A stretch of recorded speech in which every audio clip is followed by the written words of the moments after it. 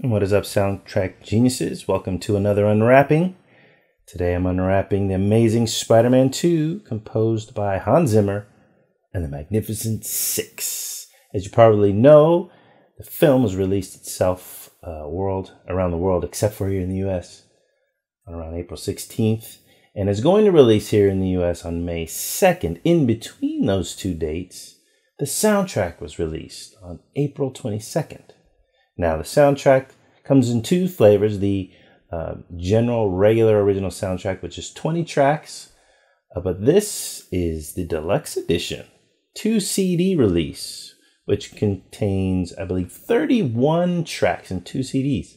Now, comparing the two, which this isn't a review of the soundtrack itself, but an unwrapping, but just so you know some of the differences, you get a number of additional original score tracks in the 2 CD release and some suites, similar to the Man of Steel Deluxe Edition. And I would say if you're a fan of original scores, then you're definitely gonna want to go with this here Deluxe Edition, because you still get all of the pop songs included on the regular edition, which are taking the place of original score pieces. And speaking of the Man of Steel, I want to just show you a comparison of size. This is not your general CD sized release. It's significantly larger, and that surprised me when I ordered it. And just a note, I did order this from Amazon.com. Interesting deal they have, which I love when they do this. You buy the CD, you get the MP3s immediately. So I pre-ordered the CD some days ago, but the MP3s, I believe it was Tuesday, I got right away. I was able to download via the Amazon MP3 music app. So the two for price of one, I think that's the best deal going. You get the physical and the digital immediately. I think this should be standard practice for all physical releases. I know it's not practical, but I would certainly like it, and I'm sure I'm not alone in it.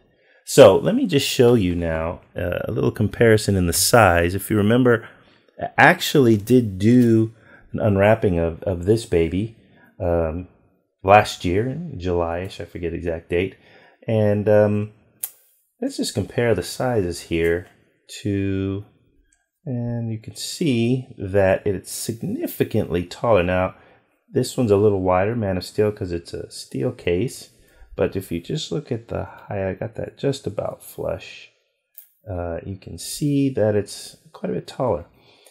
And as you can see, most of the plastic, which is my goal, has stayed intact on Man of Steel, because I haven't listened to it anymore. Actually, ripped it. Don't listen to the CD that much. Or the MP3s that I ripped, actually. Never thought Spider-Man would have a more thrilling and heroic score than the Man of Steel himself. And yet, that is the world in which we live. Okay, enough Man of Steel. Back to what you're here to look at, which is the unwrapping or unwebbing of The Amazing Spider-Man 2 by Hans Zimmer and the Magnificent Six. If you recall, some weeks ago, when this was first posted to Amazon, they actually had the clips there for a day or two from, I think, all 31 tracks. And so it was starting to get reaction. I'm not sure if that's why they pulled the tracks down, but eventually they did and just left the listing. So that was a little disappointing. It's like, you put the tracks out there, just keep them there and let us continue to listen to them. But they pulled them down. And it's seeming like more and more soundtracks listed on Amazon are really waiting quite late before they put the clips up. Many times, until the release of the release date itself, which I think is just silly. Put them out there early, and so we can get an idea of what's coming. But they don't seem to want to do that. So this has what they did make available were a number of the pop songs, especially "It's On Again" by Alicia Keys featuring Kendrick Lamar. They put a lot of those ones out early and got people listening to that. But for us soundtrack geniuses, we want to hear the score. You don't care so much about the pop songs. They're just there because they help sell the thing. And I know some people really enjoy those. But for most of us score people, those are just, if they're good, that's a bonus. But if they weren't on the CD release at all, we wouldn't really mind at all. But such is the way of marketing. So let us look into the guts of this thing. You've seen the front. Here's the back. And the side view. And that's about it. Now, this is not a jewel case. I'm assuming it's going to be some sort of, well, it is paper. So let me get my tool, the Genius tool. I don't think the plastic will survive this, but you know, I will try every single time. And a lot of you, or some of you, really seem to like to see me try. And even though I fail most of the time. Oh, look at that. I think it might stay. I think it might. No, it's not gonna. But we'll try anyway. Okay, let's open her up and get the panels here. Semi decent artwork. Kind of aluminum foil type printing almost. To get that electricity really showing well. I think that's the point. Okay, so there's no plastic here at all. Got Mr. Electro hoodie, Electro the Hood. I don't know why he has to be Electro the Hood, but he is. Oh, this was on the back, and this has now come loose. So we shall put that back there. The plastic is not going to survive. It goes in the trash. Let's flip it around for a look at the true back. Here's the front, of course. There's the back and that panel.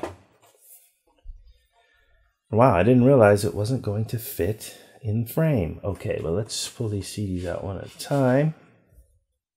Here's what appears to be CD1, big spider logo. Not a surprise. Looks like there's a big spider logo on the second disc, but inverted blue spider or black spider on red background for disc 2. Makes sense. Hopefully there is some liner notes in this pocket here. If not, I shall scream. Okay, yes, we do have some fairly good size. This is the artwork that is used in the standard edition of the soundtrack release, so don't get yourself confused. This is the deluxe. If you see that in the jewel case or in the artwork, you're going to be buying the original, the single disc version. We have some notes by Mark Webb here. And we get some notes about It's On Again by Alicia Keys. Another song for Zula, performed by Phosphorescent. Focus from film. Another song, That's My Man, performed by Liz or L-I-Z, I don't know which is correct. And then one more, Here by Pharrell Williams. And another one, Honest, performed by The Neighborhood. Another one, Within the Web, First Day Jam, performed by Cesarina Russell. I don't know if I got that name right. Hans Zimmer and the Magnificent Six. And then there's, hey, a remix. Electro remix by Alvin Risk and Hans Zimmer. You know, they had to throw a mix in there, right? More artwork. And now we're getting more notes. If you want to know who the Magnificent Six are, well, that would be Michael Einziger, and forgive me on these names because there's some doozies in here. Michael Eisinger, Junkie Excel, Andrew Kaczynski, it looks like, Jazinski, forgive me, I'm sorry. Johnny Marr, Steve Morrow, Pharrell Williams. But additionally, Arturo Sandoval, who plays that magnificent trumpet in that in the title theme, the Spider-Man theme. Cesarina Russell, Andy Page, Adam Peters, and Marie Simpson. And there's more soloists, Dominic Lewis, Tom Boyd, etc. Oh, now we're breaking it down. The orchestra, violins, violas, cello, bass, flutes, etc. And then the thanks. And here is Hans Zimmer and his band in Hans Zimmer's burlesque studio. putting this score together, at least recording instrument. Oh, it looks like vocals as well. And a whiteboard. Who knew? Johnny Marr, Hans Zimmer, guitar. And more pictures. Electro himself, Pharrell. Ah, thank you. The orchestra. Nice to see an orchestra. Nice to hear one too. Looks like more of the recordings. Mix. And Spite himself on the back. So, those are the contents of the deluxe edition. I think it very interesting, something that Hans Zimmer said about this particular effort. His quote is, when we came together to form a band to create the music of this film, we did the opposite of what composers usually do. We wrote songs, and from the songs came the themes. We embraced a rock and roll ethos on this movie, and it paid off. Well, it releases here in the US just in a few days. I don't know how I feel about seeing it. I'm somehow compelled to see it, and yet I am very apprehensive of seeing it. But for now, the score will suffice. It is quite an interesting listen, shall I say. There are parts that are I genuinely enjoy. I genuinely enjoy the original theme, the main theme. It does pay homage to Horner's theme, although I mean, it's in the same vein. But much of the score I'm finding very difficult to listen to. It becomes very grating after a while. There's some of the suites, especially the electro suite. It's an interesting instrumentation in there, but it just is so long. It's about 12 minutes long, and it really becomes grating after a while. Maybe after seeing the film, I'll have a better appreciation of it. But this is what you can have right now. I recommend going to Amazon, get the physical. Let's support physical, people. Physical. And you'll get the MP3s too. What a deal. And you'll find a link in the description where you can do that. You're clicking through and buying through that link does help support Tracksounds, the SoundCast, and all things that we do. So thank you again for watching and listening. And until our next video, we say, may the notes be with you.